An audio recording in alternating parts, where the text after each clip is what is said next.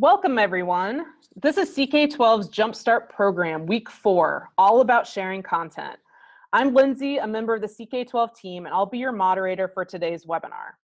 Thank you so much for all of you who've been joining us live for these webinars and to all of the viewers who've been watching the recordings from our Jumpstart page.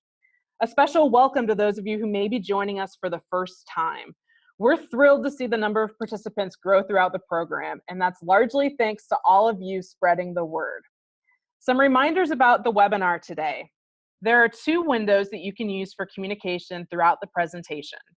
The chat window is the place for group discussion.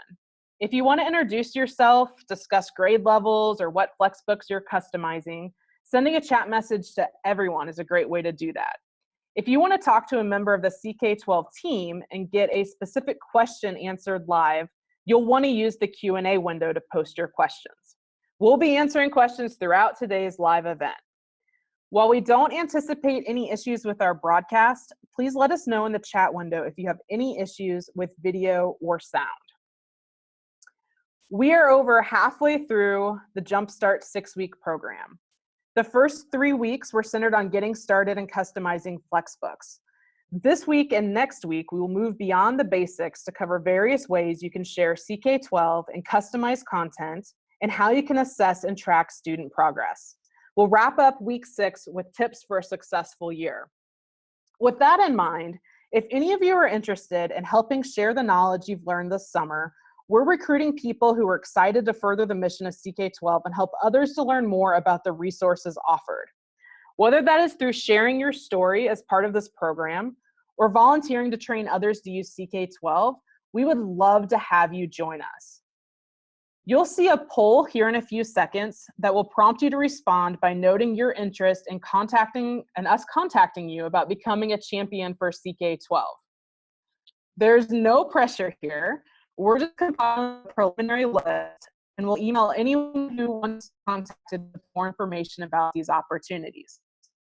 So you guys see the quick poll here. What we're asking is if you want us to contact you, then yes, please contact me with more information about opportunities with CK12.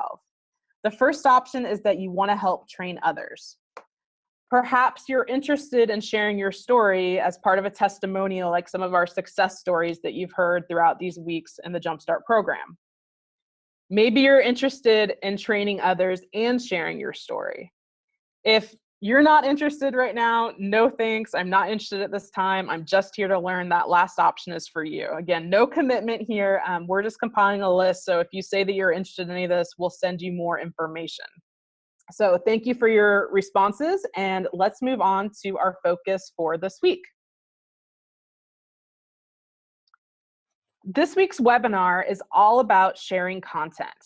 Now that you've built a book, or if you're using one that CK12 has made, you need to get it in the hands of your students. We believe in anytime, anywhere, anyhow. So we'll be showing you the many ways that you and your students can access resources on different devices and through different applications.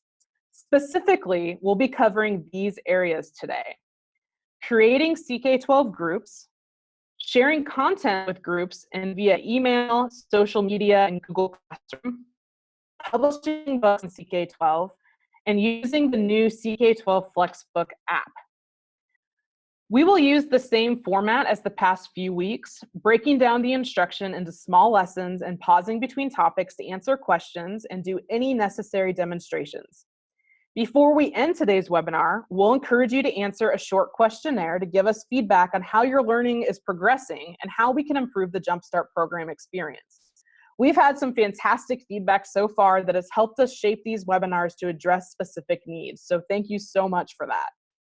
And as always, even after today's presentation, we'll stay on until all questions are answered. Let's jump right into today's first topic, CK12 groups.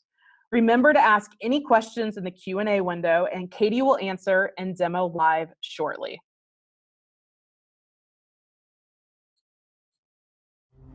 In order to create a group, you are going to want to go to the Groups page. You can find that by clicking on Groups at the top of any page on CK12. If you've never created a group before, you'll see this screen. At this point in time, you have the option to enter a group name. Let's say Jumpstart 2016. You can choose to enter a group description or a theme, but you're definitely going to want to pick between a study group and a class. Let's talk about the difference between these two. As you can see in a study group, everyone can share resources. This is great if students want to create a study group and share resources with each other, or if you want to collaborate with a group of teachers when working on curriculum or other group projects. For class, you as the creator of the class lead that class, and only you can share resources and assign practice. This is specifically important if you don't want other students in your class or students in your class to create those resources and share them with your group, and if you want to be able to see and assign different practice activities for your class. At this point, I'm going to skip the group description, but I can go back and add that in later. And I'm going to choose green as my theme. And now I'll create my group. As you can see on here, this gives you the instructions to help students join your group or other teachers. It'll send out this email, which you can click on to send the email instructions, or you can send them the group link. This works really well if they already have a CK12 account and are logged in. Then they just click on this link and they're automatically added to the group. Alternatively, if they go in later, they can use the group code, and we'll show you how to use that in a minute. For each group, you'll have the option to click on home and give you a general overview. Once there's content in this group, you'll see how the home changes. For a class, you'll have assignments and reports. We'll spend more time going through those in our next session on practice. Finally, you get down here where you have Q&A, and this is true for both groups that are classes as well as discussions. If you're new to this, you'll see a little tour, or you can skip that. Here, I could ask a question such as, what do you want to study this summer? And post that question. Students and other members of the group can then answer, and you can continue a dialogue at this point.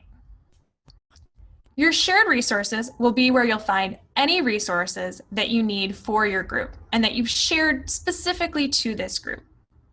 We'll show you how to share those resources in a few minutes. Next, you'll see the members section. In this case, because I created this, I'm the only one in this so far until I share that group link or that code and add members to my groups. Your settings is your last option. And you'll see at this point in time that it looks like your home screen because that's the basic information you need to start. This information will stay in your settings regardless of what else comes up on your home screen.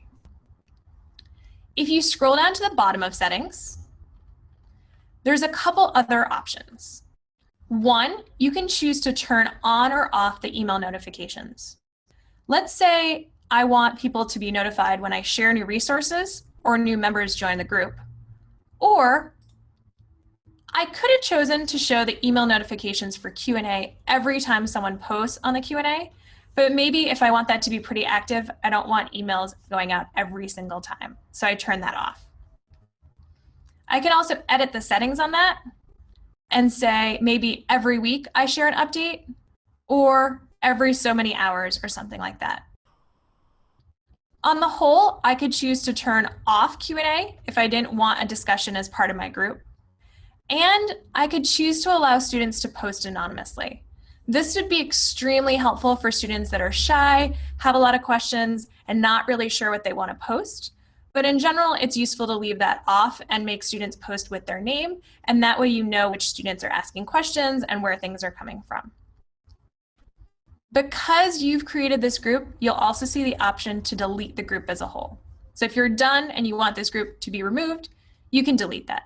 Otherwise, just ignore that and move on with your day. If you go back to your groups page, you'll now see this group, Jumpstart 2016, and any activity happening in that group show up. Once you have a number of groups on here, you can sort those groups based on whether you're leading or you're a member of those groups, and whether they're classes or study groups. So if I unclick classes, you'll see that I have no study groups that I'm currently a part of. If I re-click classes, that particular class shows up again. At this point, I can create another group, or I could join a group. And this is where that 5-digit code, if you shared it with a student or a colleague, would be entered in, and then they could join that group. If I go back into Jumpstart, you'll now see that the home screen no longer has the settings features on it. It now includes the latest activity that's happened within that group. In this case, the discussion question that I posted. If you've made assignments or things like that, those will also show up within this home screen. We'll wrap up here with the basics of groups and talk more about sharing resources in our next part of this session.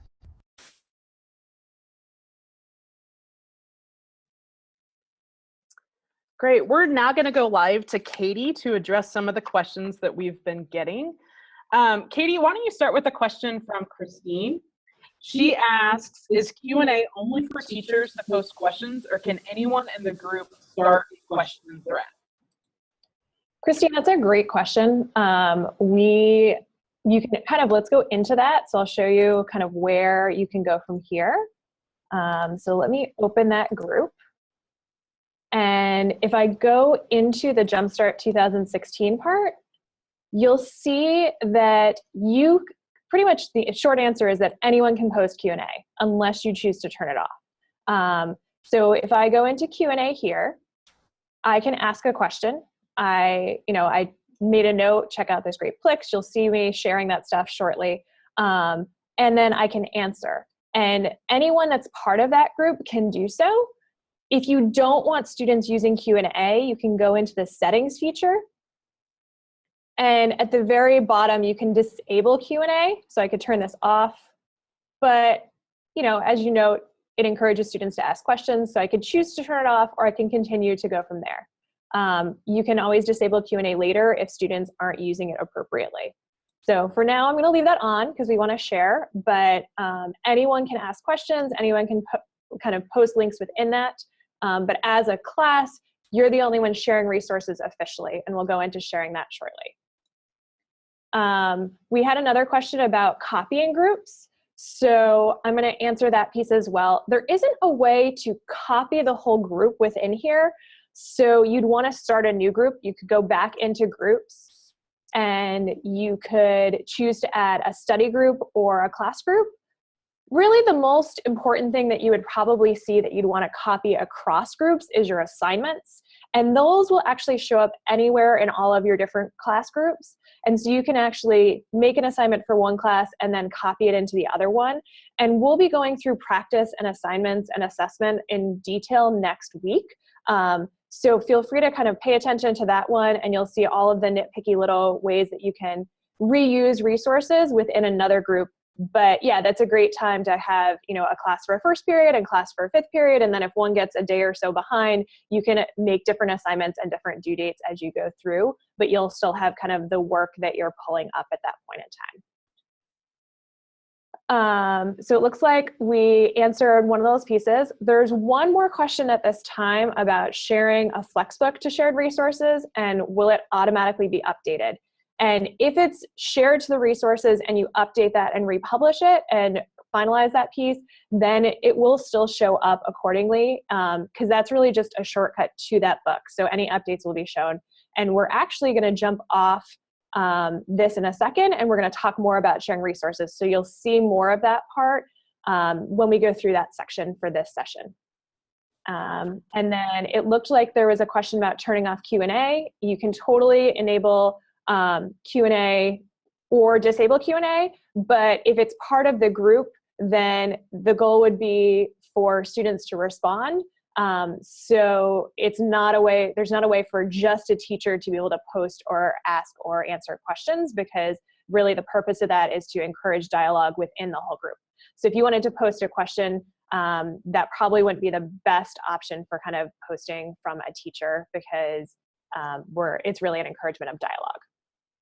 So I think that answers the questions that we have right now. So I'm gonna let Lindsay take over at this point in time, and we're gonna move more into that sharing content both within your group and beyond that. Great, thanks Katie. And to all of you, keep using that Q&A window as you have questions throughout our presentation. Right now, we're gonna move on to the next section, which is on sharing content.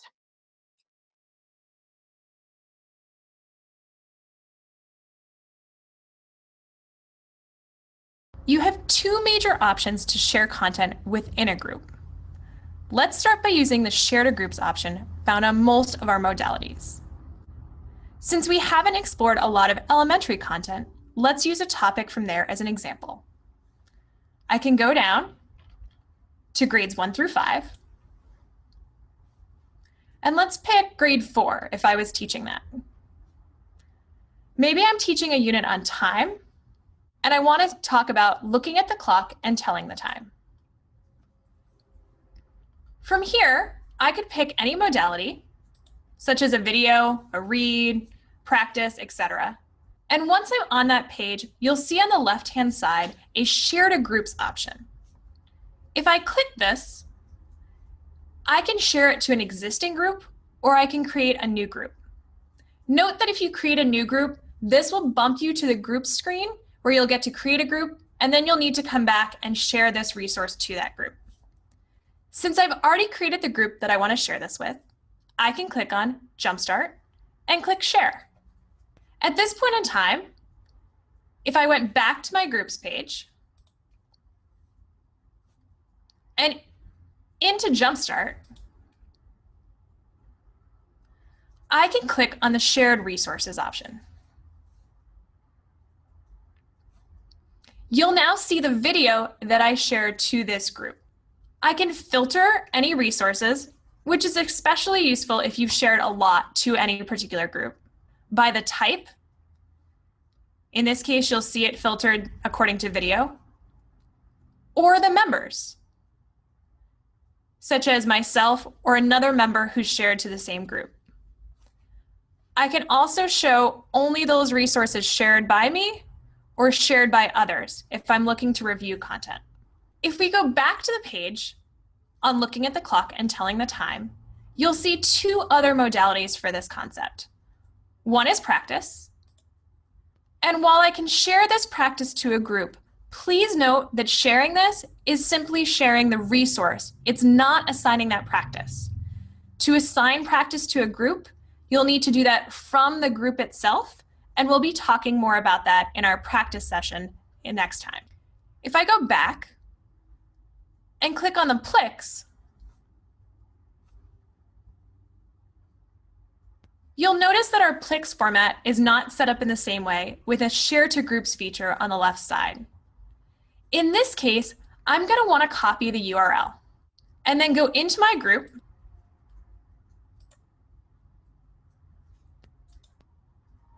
and from here, the best way to share a resource that doesn't have a specific Share to Groups feature is to do it through Q&A.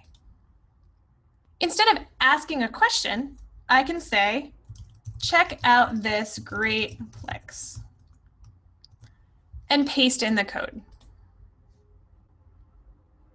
At this point, you'll see my note about checking out the Plix, as well as the link to the Plix, so that students and other colleagues can access that URL and go directly to that Plix via Q&A. The option to copy a URL and share it works both within Q&A as well as for any external resource in which you might want to share something from CK12. So always feel free to just copy that direct link to the page and share that via an email, via some other LMS that you might be using, or anything like that that might not already be perfectly integrated with CK12. While sharing a URL is one option for sharing a resource, whether that's a branch, a concept, a flexbook, or even a schools page on CK12, we also have a great little ShareAplane. So let's explore that for a minute. If I go down to Life Science, you'll see this little Share Me option that floats on the bottom right of your screen. If I click on the green airplane, you'll see a number of different options. I can share this directly in an email to various friends or colleagues, or even my students, or I could share this on social media, such as Facebook, Twitter, and Pinterest. My last option is to share via Google Classroom. I can click on this, and you'll see that since I'm logged into Google Classroom, it pops up my options. I can begin by choosing a class, let's say Jumpstart 2016, and then an action. As you can see, I can create an assignment, ask a question, or make an announcement. If I make an announcement, I simply have the option to type in some sentence or comment and then post that to Google Classroom.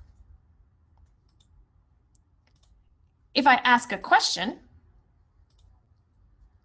I can put my question, some instructions, and maybe even a date that I want that question answered by. I can also note that students can reply to each other or edit their answers. And I can choose whether it's a short answer or a multiple choice answer. Finally, I could choose to create an assignment. In this case, I could talk about life science. And I could say, pick 2 topics and take down 3 key ideas from each topic. And I could change the due date accordingly. Now I can assign this to that class within Google Classroom.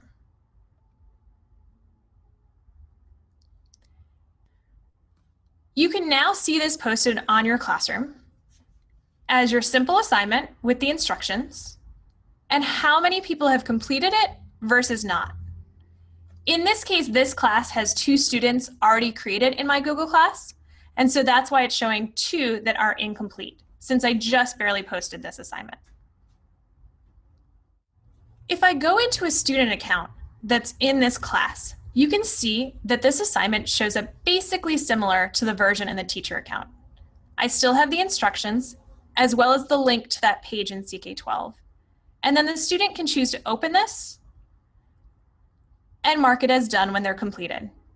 They can also create something to go with it, or they can add this to Google Drive, link, or a file. One final note about sharing content via CK12's little green airplane. You'll find this in Sims in a slightly different place. If I open a simulation, you'll see that the little green share a plane is in the top right corner of a sim. However, you have the same options to share via Google Classroom, social media, or an email. So while it might be in a different place, you still have all of the features in simulations that you would for most of our standard modality pages. We encourage you to share this content both within the groups and externally via social media or your Google Classroom account. Great. We're back with Katie. And Katie, let's start with the first question that was from Elizabeth. She asked, does sharing mean that students can add content to the groups? Why don't you tackle that one first? Yeah, so let's go into this group for a second, and actually we'll go to the groups page. So if you're creating a new group, this was a class, and let's see if it shows up again in here when I click create a new group. So if you see the difference here, for a study group, everybody can share resources. So within the Q&A, kind of students and teachers can post questions and answers, but for the resources that you're sharing specifically to the group, if it's a study group, that's totally fine and everyone can share resources. If it's a class, you as the leader of that class are the only one that can share resources to there, so that the whole account doesn't just get filled with random pages that students want to share. So they could put links within Q&A, but the resources themselves, if it's a class, are just based on the teacher from there. So I think that answers that piece of the question for sharing resources if you're using the Share to Groups feature. one of the questions that came up was, can all of these resources also be put in the edited Flexbook? So in that case, yes, you can totally put links to resources within a Flexbook. So let's say we went to the homepage and we were customizing a book. Let's pick an algebra book or a measurement book. So in this case, if I opened a textbook and I chose to customize that book, I can, once I'm in the customize place, put links to any other resources, as well as embed videos. So I'm all set with that, just notification. So in any one of these sections, I could add in those other resources, either as a link or as an embedded video, and even our practice is able to be embedded. And so that's something we showed when we were talking about editing Flexbooks, and we'll kind of do a refresher on where you can find that in practice when we cover that next week. But definitely feel free to kind of use that Flexbook as a container to put all of those other resources in. The one thing you should know is that if you're going into the group itself or you're pulling up practice, so within that group, if we pull this up for a second, if I'm going to assign practice and I actually want to see a report attached to that practice, and we'll go into all of these kind of details more when we talk about assessment next week, but that needs to be assigned through the group as an assignment. So if you put an embedded link to practice within a textbook, it doesn't necessarily assign them that practice, it just gives them access to that practice. So know that piece in there. But as I said, you know, when you're in the editor here, feel free to embed images, feel free to, so we kind of went through that a bit, feel free to upload and embed media, and this is where you'd put an embed code for a video or an embed code for practice. And then any other resources that you wanted to include, you're welcome to just put a direct link within a Flexbook page, and that will kind of help with that piece. So we're going to go from there. It says, is the Flexbook always just a shared link? So if I go from here, let's actually go back a page to our Flexbook itself. And when I click share to group, so let me share this resource to a group so you can see it. So I'm going to share it to my Jumpstart group. And then I'm going to go back into my Jumpstart group. And I'm going to go to shared resources. And let's just refresh this and see if it has read it yet. So you'll see that now that I have more than just a video in here, we have books, our textbooks are here, our videos are here, and I can sort, you know, in this case, I'm the one who added them both, so they'd both show up under myself as sharing them. And for a class, that's really your only option. There's not going to be multiple people sharing in a class. But if I had a study group, then that would be a case where sorting by members to say, oh, who shared what part would be helpful. But if I went back to type, you'll see the little icon for here's your Flexbook textbook, here's your video, and then for Q&A, that's where you'd put in the links if you wanted to share a direct link. So is there a way to save SIMs or other resources for later use? Can you bookmark them? So you could bookmark them kind of by putting them in Q&A like this, where I could say, check out this Plix, go from there. Or you could bookmark them just using your browser bookmark option. So there's not necessarily a way to kind of bookmark within that piece other than adding it within a group, or the other option is to add it to your library. So for most resources, if you go into them, so you'll see in this case, because I already customized this math grade 6 book, it's already automatically been added to my library. But if I wanted to go in and pull up, let's say, a video on, let's say, slope of a line, I could go in and I could access any of those resources. And let's just directly pull up a slope of a line video. You can go to video options within here. And you could pull up different videos or other resources. So if I click on this one right here, I can add this to my library using this little add to library option. And that would give me a chance to kind of put it within my library and save it and come back. So once I do that, I can then go to my library and I'll see that it's tagged and saved within that part. So most of our resources that have any of the share to group feature on the left side will easily be able to access and come back to them later. And notice I didn't do any customization on that video. I just kind of put it in my library and tagged it accordingly.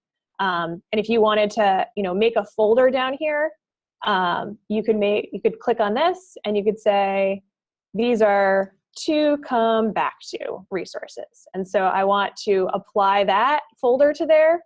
And now this is something that I can come back and check later. So most of our resources, you'll have that option as well. If not, use the bookmark option on your browser or add a link to Q&A. So we have some questions regarding LMSs like Blackboard and other pieces like that. We're actually going to do more with LMS integration in our next session, specifically because a lot of that has to do with practice. It's kind of different for different LMSs. So some of them you can assign practice, some of them you can pull resources with, other ones you can find our content in there. So Blackboard, you should be able to search for CK12 content within that. But once again, even if the LMS is not currently fully integrated with CK12, you can always share links directly to a page within another LMS. So stay tuned for next week for kind of all the nitty-gritty little pieces for the different types of LMSs that are currently fully integrated. So it looks like we had a couple other questions. One we answered already, and then Vicky asked, will this session and others be archived to rewatch or watch later? All of our content is actually archived on the Jumpstart page. So if you go to the Jumpstart, ck12.org/Jumpstart or about Jumpstart, you'll find all of our pages. And you can see this week we have the link to the webinar, and last week we have the video from the webinar. So you can actually go back and rewatch any of those videos. While we're on this page, I'm going to take a second and talk about both within week 4 and then also in the FAQ section. We actually added a bunch of groups for you guys to use if you wanted to share resources with each other. So we picked some pretty broad categories: elementary, middle school math, high school math, and science as well, English language arts, social studies, and differentiated learning, kind of based on subjects and categories that teachers said that they were interested in working with. And so those are study groups. You're allowed to go in and share any resources you have made, post Q&A. If there's something that you say, I really want an algebra one, or a subject within there or another subject, just let us know and we'll try to add another study group. But these are totally resources for you so that you guys can go in and talk to each other and share at that point in time. Katie, am I right in thinking that there's a couple benefits to that, that a lot of these teachers aren't in school right now, and so they don't have groups to really practice with at the moment? So this can be both the practice and the functionality of CK12 groups, as well as a place for networking and communicating with people who are working on the same subject. Yeah, so I think, there's two big benefits to that. One, this is a great place if you're not in the same, kind of part of CK12, if you're not in the same place with other teachers at this time. It's also great because, if you teach at a smaller school, or you're homeschooling your kids, or you're teaching calculus and you're the only teacher in your school, this is a great place for you guys to talk to other educators that might be covering the same material. I'll often find teachers that say, hey, has anyone else, edited this book? Or I teach International Baccalaureate, and are there any books like that on our system? And, you can go and you can search by IB, but this is also a great place to kind of talk to other teachers where maybe they haven't fully published their book, or that it's not in a stage that they want to share it with the world immediately, but maybe they'll share you a direct link so you could use those resources as well, even if they're not published to our site. And we'll talk about publication kind of shortly, so you'll get to see that as well. One more question just came in from Pat, who was asking about individual chapters being shared from a Flexbook. Yeah, so you can actually share at any level of our resources. So if I go back into the middle school math concept, you can go in and you can go into any chapter, and you could share that particular chapter with a group if you didn't want to share the entire book. So let's load that chapter here, and you'll still see the share to groups option there. So I'm going to share this whole chapter to the group. And then I'm going to go in one more level and go into a read. and I'll show you that you can also share directly at the read level as well. And this one's actually in draft format. So this one's a little bit different in that because I started customizing it and I never finalized it, there's actually no version that I want, because it's in draft, I've essentially said, I don't want others to see this version right now. So let's go to a section that I haven't started customizing, and you'll be able to see kind of that part. And now you get all the features back in terms of sharing to groups.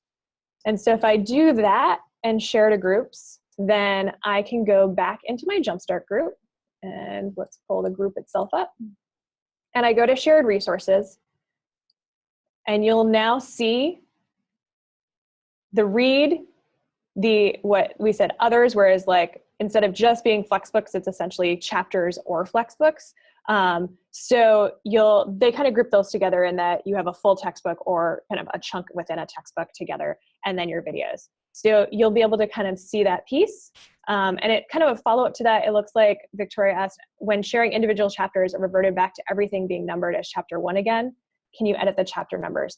I'm guessing you mean that's within a PDF itself. And so that's a little bit more complicated when we're talking more about kind of showing up. If you're talking about that live, definitely let me know. But within a PDF, because you're printing a chapter, it's kind of numbering it that way. And if you need specific help with that, I would recommend contacting support, and they can try to override your PDF and see what happens from there. And Katie, Elizabeth was asking, I guess, why somebody might choose to share at the chapter level. She was curious if this is a way to pace students.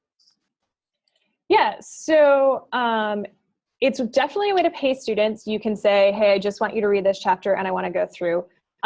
I would say the other two big reasons that I've seen for sharing just chapters is partly if you aren't using a full textbook, or you're mixing and matching from different textbooks and you might only want to share pieces of that. So you could create your own customized textbook or flexbook and put all of those different chapters and resources within that piece. And then that you could share that book as a whole, or you could put the one part in there that they're just working with at this point in time. The other thing is that if you're making changes and you're customizing your book throughout the year based on how students are doing or what parts you want to add in, then it's less of a surprise for students if they say, hey, why my chapter only had 5, or my book only had 5 chapters to start with, and now it has 7, what happened? Whereas if you're saying, hey, we're working on this chapter right now, you don't need the other resources, we're just gonna share that piece. And then you can make changes and add different pieces from there. And then that would help with your continuous customization and tailoring to how your students are doing. And so that's another kind of option from that point. Great. I think the last question we want to answer before we move on to the next section is from Christine, who's asking about Google Classroom and how it syncs with CK12. She asked if there's some sort of record on CK12 site or group that is posted. Can you sync up? Do they talk to each other? So how do those two things communicate? Yeah, so if we go into Google Classroom for a second, you can see that this assignment is showing up here. Google Classroom, actually, Google just released the capability to kind of talk back a little more. And so we can see with our dev team kind of how much more integrated we could become in the future now that there's more capability from their end and it's not just a single posting option. So we can kind of see down the line what that looks like. At this point in time, it's showing up in terms of you shared it to this part. And if you wanted to have students do an assignment, let's say, which we'll cover more in depth with practice, but you could assign something within your group. So I could go to groups and I could make a new assignment. And you'll see kind of the option to create assignments. And once you've done that, you can share that direct assignment. And then when students complete it, you'll see kind of the reports on here, but they would at this point need to mark it done in Google Classroom.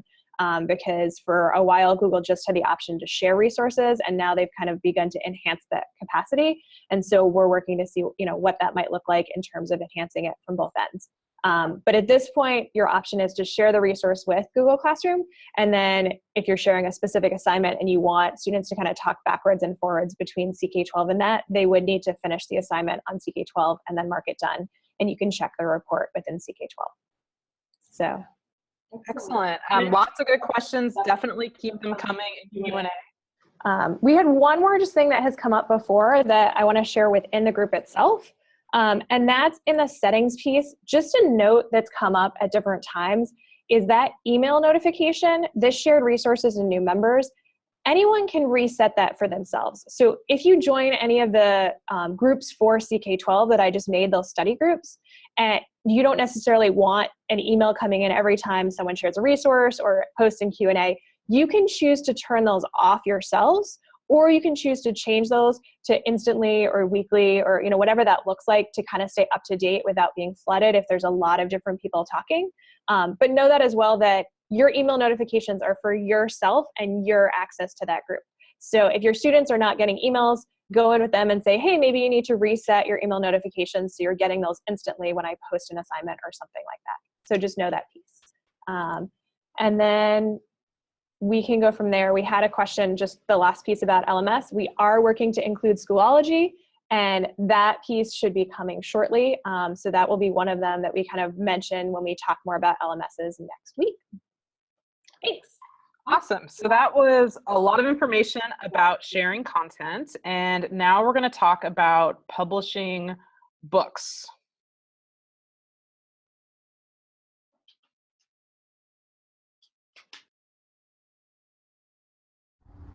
Whether you've simply customized an existing book on CK12, like we did here with our right triangle trig book, or you've created one from scratch, we encourage you to publish your content on CK12, provided you have full rights to do so.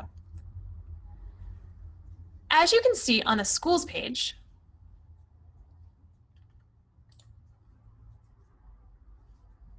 or in the community contributed tab for any search, other users have already done amazing work to create more humanities content and also to tailor CK12 content to specifically address the newest state and international requirements.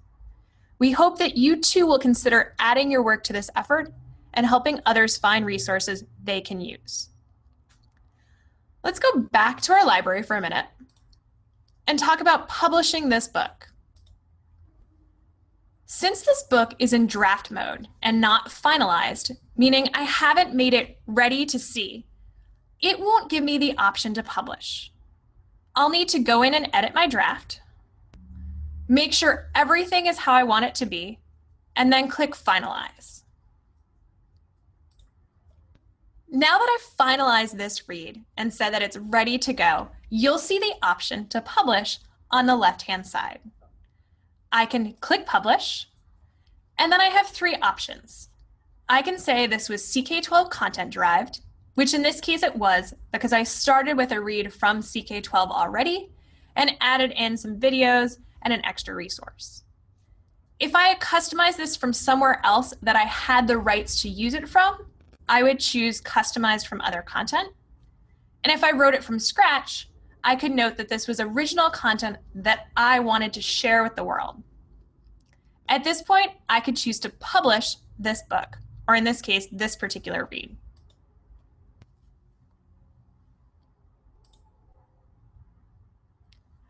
Note that even though this is published, I still have the option to go back in and edit.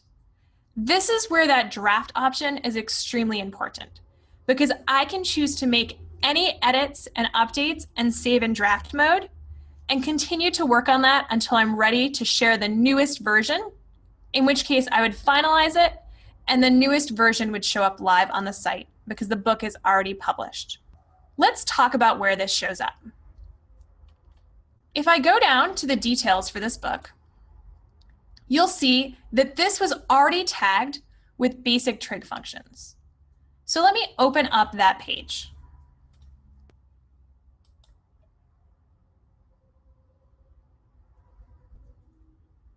If I go to the Community Contributed tab within that concept, and I scroll down, you can see the different reads that have been created, including the one I customized under the Jumpstart demo account.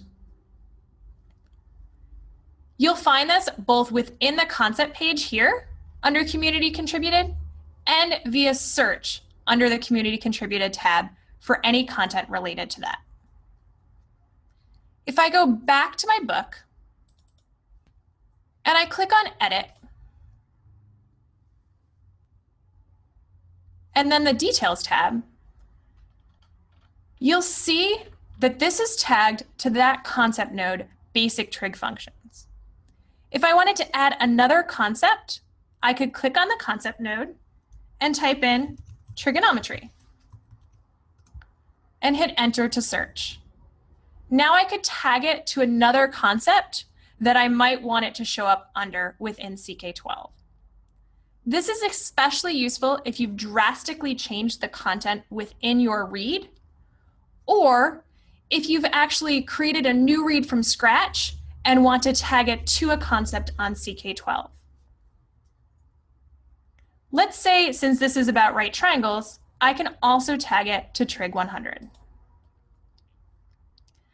Now that I have two concepts within there, I have the option to delete either concept and only have it go and show up within that one concept that's left.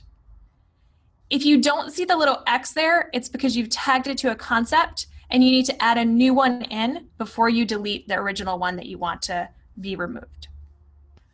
Besides the Community Contributed tab, the other place that you'll find community content is under that schools icon. Once you're on the schools page, you can pick your state and navigate to see what other schools have published their content to share with others. In order to get your content attached to your school or district, you're going to want to currently just email support@ck12.org. However, we will shortly be creating the feature so that a point person within your school or district can tag all of your content to these resources. This is especially important if, say for example, you're a district such as El Paso that has created a number of different resources for your school or district.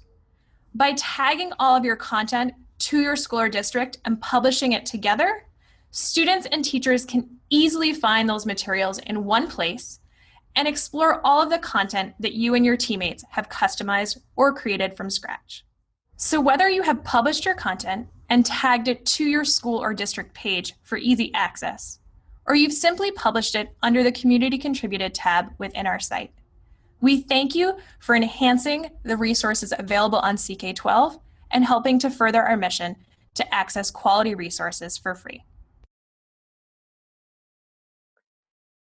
We are loving doing these live webinars. Not only are you guys asking really great questions in the Q&A, but if you've noticed in the chat window, there's a conversation that Christine started where she was asking if people are currently using CK12 in the classroom or if they're brand new. So feel free to answer that question to keep those conversations going. And then also, just in the past couple of minutes, people are joining those Jumpstart groups that Katie showed you how to access on the Jumpstart page, and there's already questions posted in there. So thank you. This is exactly what we're wanting from this program, is just to get your guys' questions answered, hook you up with the right people so that you can communicate and collaborate and really be making quality content for your students. So Katie, where do you want to start with your questions? Sure.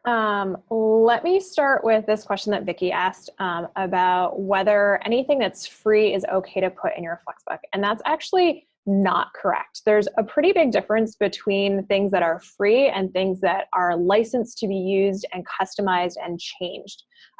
So I would say kind of your best bet is to check the license on anything that you're using. Anything on our site is shared under Creative Commons Attribution non-commercial use, which allows you to make those customizations and change it and use it within a school or an educational setting, as long as you're not selling that content. So in terms of from us, our content is licensed free to you, but it's also licensed under Creative Commons Attribution non-commercial use. And so what you need to do is, for anything that you're taking that's not your original content or that's not coming from CK12, you need to check the license on that stuff. So if you're using an image, you need to make sure that it's in the public domain or that it's license compliant under, attribution, and you're correctly attributing those pieces there. So that's kind of, because there's a gazillion different places that you could pull content and pull images and pull videos and all of that. There's not really a way for us to answer that license compliant question for a kind of the broad everything answer. But the short answer for that specific question is free does not mean licensed to be used and customized and shared in different ways. And so if you have a question about specifics for that, I would check kind of our terms of use. And within, let me share my screen for a second. And you can see on any of our pages, so up in the help section right here, under, because a lot of this is for Flexbook specifically, you can pick, I'm a teacher or a parent or kind of in there. And then if you go down to the textbook and modality customization, you'll see publishing and attribution. And this is a little bit more kind of information for you on how to publish and how to attribute. And if something says you can use this and you can change it, but you need to attribute the original work to me, then make sure that you're getting that attribution within there. But I would check based on where you're pulling your resources from to ensure that you're license compliant and not just, hey, this is free so I can share it and mix it, because once you share it on CK12, it's under a very specific license that allows others to customize it. And some things you can use in your own class for free, but they aren't licensed to be changed and used by others. So definitely pay attention to that piece. You might also check out an article that Star, who's one of our support specialists, she just posted in the chat window an article that will take you directly to, it looks like it's titled, "Can I Add Copyrighted Material in My Flexbook Textbook?" So that's another thing you can check out in addition to our help page. Great. One other question that came up was, what if this content is a combination of all three? And I think, Elizabeth, feel free to repost this if I don't answer this the way that you mean. But I think your question is, what if my content is a combination of a whole textbook, a chapter, a read, kind of a mix and match of that piece? If you're talking about a combination of more than those three different types of resources that I'm talking about, please repost that. And so I would say you can definitely post at any level, or you could put within your book. So if I go back to my library and I want to go to my middle school math grade 6 book, if I want the entire book published, then I would publish at the book level. And that would allow people to see kind of my changes. If the book is basically CK12 and it's really just a couple changes that you're working with, you could choose to publish just those changes within there. I could go down within this and I could publish at the level of my chapter if I'm working with it, if I had made changes. So because I haven't changed this chapter at all, then it's not showing me kind of anything to publish because it's just pointing to the one on CK12. If I went in here and I edited this book and I added a new chapter, let's say, so I'm going to add a chapter in here. This is my demo chapter. Then I would go in there and I could now save this. And there's no content in this chapter, so it's kind of pointless to share at this point in time or publish at this point in time. But you could definitely choose to kind of share that piece of it, or share just your reads that you're publishing within there. So Katie, Elizabeth jumped back on and said, I mean, a CK12 developed by me and developed by an outside source that I have permission to use. Great. That is totally fantastic. You can completely add all of those resources within a single Flexbook. So you could start with a CK12 book. You could add some new chapters. You could add some new content yourself. If you had full permission and rights to use something from an outside source, you could embed that content, or you could pull that whole content in as a separate chapter or a worksheet or a resource, and then publish that accordingly. So the biggest advantage to the ability to customize on CK12 is that you can actually include all of those parts within a single textbook. So when I taught high school, I never taught cover to cover within our textbook.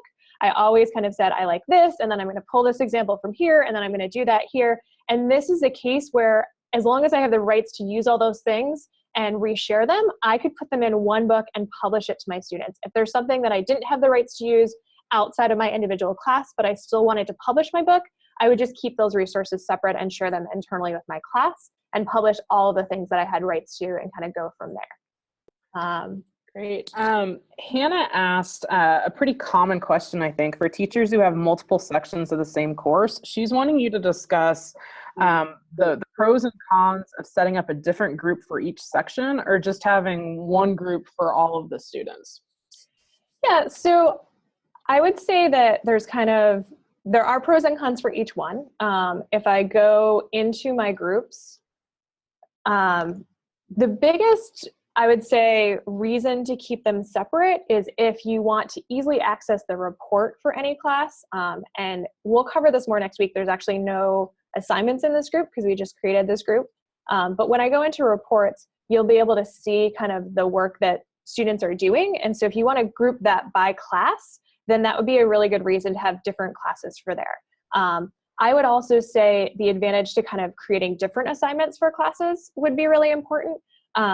If I want to assign something to a whole class, we're good, but I know when I taught and there was an assembly in school, my 7th period would get a day or 2 behind, or there was a half day and something. And so having the ability to put different assignments at different times for different groups can be really important. So that would be one reason to do that. And then if you wanted to kind of collaborate, so what you could do is you could create a separate kind of class where you're not doing assignments. If you wanted students to be able to see all the resources and talk to each other across classes, or you could create a study group if you wanted them to be able to share resources and do that. But if you want to use the assignment feature and the reports feature and kind of limit it to, I'm assigning this to this class at this time, you can do that. The other thing that might be an advantage is if you have students, if you're teaching a class where you need to differentiate instruction more, and I think that's pretty standard for most classes across education. And so that might be a case where you could create an extra kind of smaller group where you do all your main assignments in one group, but maybe you share extra resources or extra, prep and study with another subset, and allow students to kind of get that challenge or get that extra support that they need within kind of an extra small group that you've created in addition to kind of your core class one. So hopefully that answers your question. If not, feel free to ask us more, but I'd say the larger amount of students within any class, if you're kind of combining them, using our reports feature, if you have 100 students across the day and you're trying to track all of them and break them into classes, I would really recommend kind of breaking them into different groups within our system. And there we go. I think that answered that piece. Yeah, why don't we go ahead at this time and move on to the last piece of our instruction for today, which is on the Flexbook app. And then, Katie, I'm sure there will be more questions for you after that instruction.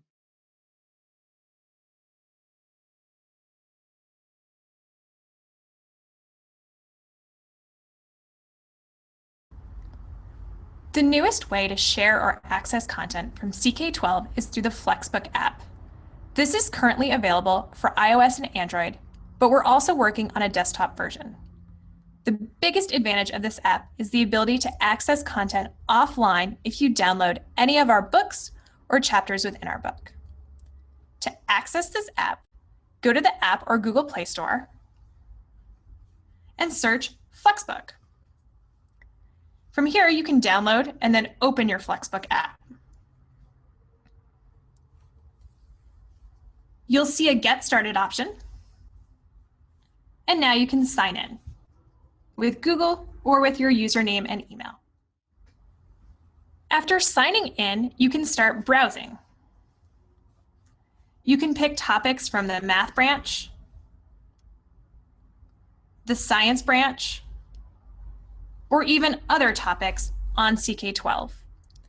At this point, you'll see our standard books for CK12, but soon we'll be working on getting UGC or user-generated content on this as well. Those are the books that show up under the schools page or the community contributed tab. And is really important since you probably want to share your version of a CK12 book. Let's say I was teaching engineering. I could go into that engineering piece and open up the intro for high school.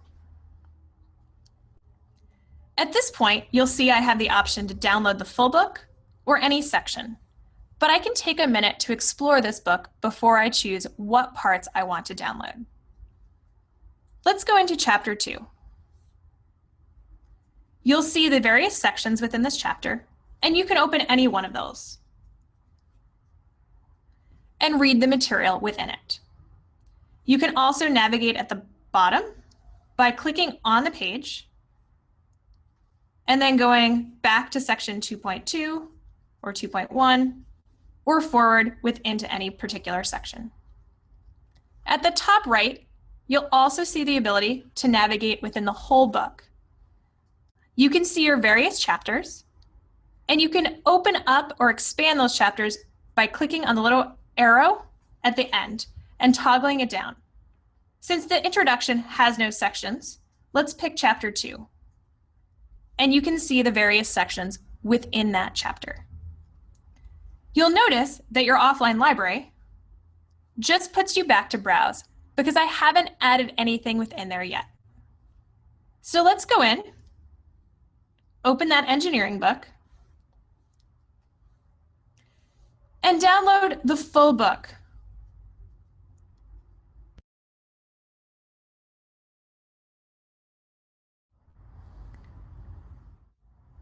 Note that at this point in time, you can open any of the chapters since you've downloaded the entire book into your offline reader. Please note that, especially for a book that you're working on, you may want to choose to just have students download an individual chapter or a couple of chapters so you can continue to update future chapters and so that they're only taking up the space on their device with whatever part they're currently using to study. Let's say I'm going to open up chapter 3. I can now see this chapter and navigate just like I did when I was using it online. But I can also click on the chapter and go to the top right and look in my offline library. You'll now see that that library includes this entire book. I can go back to subjects and add, let's say, a chapter from an algebra book. Say middle school math, grade 8 concepts. If I just download a single chapter and then open that chapter, you'll see the various components within there, and then back in my library, I'll see middle school math grade 8, which just includes chapter 2 at this point. I can always add other chapters from that book and have them show up in my offline library as well. As a note, we also have a regular practice app as well as one for Sims that you can find by searching for CK12 in the App Store. We'll talk more about those in the next 2 sessions when we discuss practice and then interactives in more depth. Great. Katie is back to address some of the questions that we got during that section on the Flexbook app. Great. I'm going to start by sharing actually the iPad. So this might take an extra second just to get the iPad up and running on here. So let me pull that up. Let's see if you can see that piece. So the first thing that you're going to want to be able to do, just a couple of things within this app. One, if you're within any content, so let's say whether it's kind of one of the books that I'm working with or a book that I'm in, and I go into the page within there, at the very bottom, you'll see this capital and lowercase a, and this is something that you should be aware of. You can just tap on the screen to bring it up again or any of the outside features. But if I click on that, you'll see the option to kind of change text and go in here. You can adjust accordingly. You can kind of add and subtract pieces in there. So know that those are always options. I can always click back. I'm done looking at that image. So know that you have the option to do that as well. And then if I go back into my text, if I can get out of this piece, let's minimize this a bit and click on the text. There we go. And then we're going up to parts within here. I can look at my offline library. I can see how pieces are in here. I have, I guess, just a section within this part. So if I open this, I can then work within this and kind of go through and look at different pieces and explore accordingly. So just know that part, exploring that. We had a question about accessing groups from this app. And this is a case where this app is for Flexbooks. And so if I go back to the App Store, see if I pull this up, And we'll see if it loaded this. So if I search for CK12 groups, the biggest thing about groups is, let's see if that loads. The biggest thing about groups is that it is really an advantage for kind of adding practice and assigning practice to students. And it looks like it's not registering that piece. So I'm gonna just go back into ones that we have, and we'll see if we can scroll down to different CK12 options, or we'll just go back out from here. But know that the CK12 practice app, because I'm not sure why that's not loading the store to show you what those look like, but you saw it at the end of the video. The Sims app and the practice app are really kind of the piece that you would want from that group. So if you assign practice within your group, then students can access that practice from their tablet or their phone within the CK12 practice app. If they're trying to access the rest of the group, they would just use their browser on their tablet or their phone. So know that kind of that piece is not for this Flexbook app because it's specifically for books, but that we do have another feature that kind of gets to the core component of the groups option. We had a question about kind of when things are happening in terms of when the textbooks, I made 2 notes that teachers editions are coming shortly, and then at some point we'll have UGC content. We were specifically asked if we had a closer deadline for that, and so we're looking to see if we can get you an answer from that at this point in time. So I think another question in terms of that came up earlier that we answered via text was saving a Flexbook as a PDF, and you do have that option and capability on our site at this point in time, but really the point of this Flexbook app is to allow students to kind of have the full interactive component. They'll be able to go through, they can go in and highlight and note take within that piece, and they can access that, excuse me. But the other thing is that if you're accessing our content online and they have access, any updates will come through, any of those pieces will come through. They'll be able to fully access the videos that are listed within that, and kind of see all of those different pieces. And so it looks like our dev team got back to us and they said the UGC content will be coming later this fall. They don't have a specific date. They're working on kind of integrating that component so that we have, 100,000 different variations of our textbooks on our site. And so kind of getting all of that content accessible within that app, they're working on doing so. But if you want to see that content within there, for now you could share a book if a student needed to use it offline and just the regular version, or they could use a version from within our system or within a browser. It looks like we have a notice of Flexbooks in Amazon. That's an option for you to go in Amazon and you can access that, but all of our content is 100% accessible and free from within our site. So I would say your best bet, that's one more way for people to find and access that content, but that you don't necessarily need to use that in any way, shape, or form because you can access it all from within our site.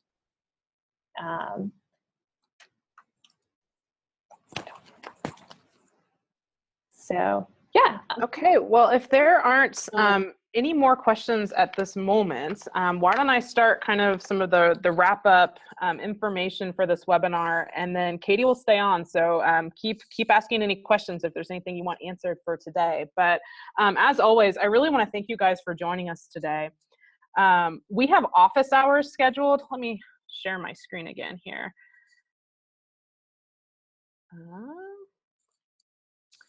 We have office hours scheduled for this Thursday, and thanks to those of you who've tried the office hours, what happens is there's usually 3 or 4 CK12 team members on a Zoom webinar just like this, and we're sitting and we're waiting for people to jump in, and we allow you to turn on your microphone or turn on your video camera. So it's really a conversation with several people here in-house helping you.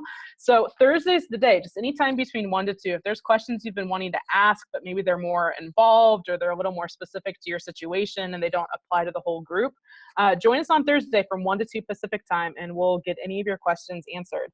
You can also email support@ck12.org for any questions that you have, and we still have the CK12 forum group, the Jumpstart discussion page for teachers and admins and everybody to be talking there, and as well as the new groups that you guys have been joining today that, again, you can access from the Jumpstart page. Also, check us out on social media. Don't forget, you can use the hashtag #TeachYourWay and see what other people are saying about their Jumpstart experience. Next week, we're back with week 5. It will be Tuesday, July 19th at the same time, 10 a.m. Pacific, where our main topic is going to be assessing and tracking student progress.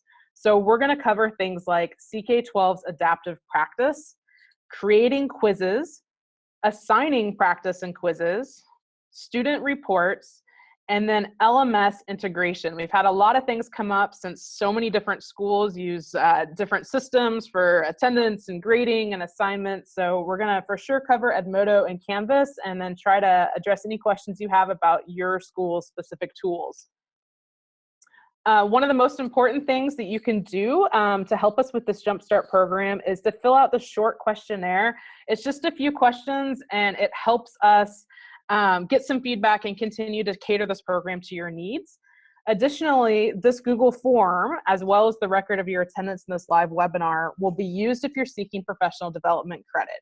So the link is listed on the screen. We'll also get that link blasted out in the chat window so you can start filling out that form and giving us a feedback. We appreciate any sort of feedback you guys can offer.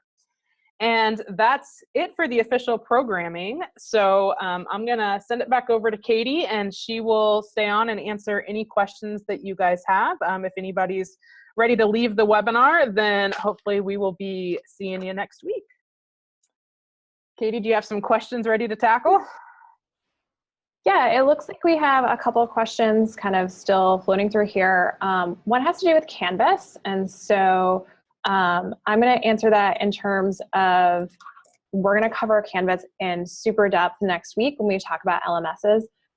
Whatever scores that we're sending back to Canvas, you should be able to see them in Canvas. So I don't know the capability between Canvas and PowerSchool. I haven't looked at kind of that end to take it one more step. But I can definitely find out before we talk about Canvas in depth next week and make sure to have that component. If we'll also try to follow up directly with you for that piece, but know that when we do all of those LMSs next week, we'll definitely make sure that we have a specific answer for that piece. We had a question about developing a flexbook for future years and then combining chapters to a full course flexbook next year to be an efficient best practice to get started. And so I would say there's a couple things. Yes, the short answer is yes, that's a great practice. If you go into your library, so because, at this point in time, any group, especially if you're working with this across multiple teachers or within kind of a whole team, if you're all trying to edit the same book at the same time, you're going to have issues where you're overwriting each other's stuff because you might be saving a newer version of the book or they've made updates. So you want to make sure that you're not all in the same account at the same time at this point in time. We're working on group editing where you'll be able to kind of assign pieces, but you still won't be able to kind of all overwrite each other's sentences. So just, know that piece. And so that's one way where if you have chapters that are separated from a flexbook and one person's working on one chapter and another person's working on another chapter, whenever you're ready to kind of combine them into your book, by all means do so. And then just know from that point, if you're making updates, that you want to have only one person working in there at that point in time. So hopefully that will kind of help. You can, if it's just you making those changes, you can always combine them in a single flexbook just to order them yourselves and not worry about, where is this going and how does this flow together. Additionally, within your library, if you are working on different chapters and you haven't put them within a flexbook, that's a case where this folder option would be fantastic. So for any chapter, I would click on the chapter itself, click on manage folders, and then add a chapter 1 algebra book. And then I could put all the resources and apply it to that folder. I could add a chapter 2 one and kind of organize and adjust and work my way through those resources within our folder system within a library if you have yet to put them within a full flexbook and you want them separate from other pieces within there. Let's see. It looks like that's it for the open questions that we have. We'll stay on for another second. Feel free to ask us those questions. You're always welcome to go to the Jumpstart page, and we've put email us if you have questions. If you want to, if you haven't registered yet and you want to get all of the emails and you just happen to click on this join link, click on Count Me In and register for that. And then FAQs might be helpful, as well as if you go to this bottom, you can see other people joining, and you can join the conversation, and that will jump you to our forum. And so even if you can't make office hours on Thursday, or if you want to go through there and just ask questions and say, oh, it's, Friday night at midnight, and whatever time zone you happen to be in, if someone's not live on a webinar at that point, feel free to post questions and we'll get you answers as soon as possible on that forum. So I think with that, we're probably good to wrap up this week, and we look forward to seeing some of you guys Thursday and hopefully all of you again next week. And if you're watching this kind of afterwards on the recorded version on the Jumpstart page, then we hope you can join us in the future.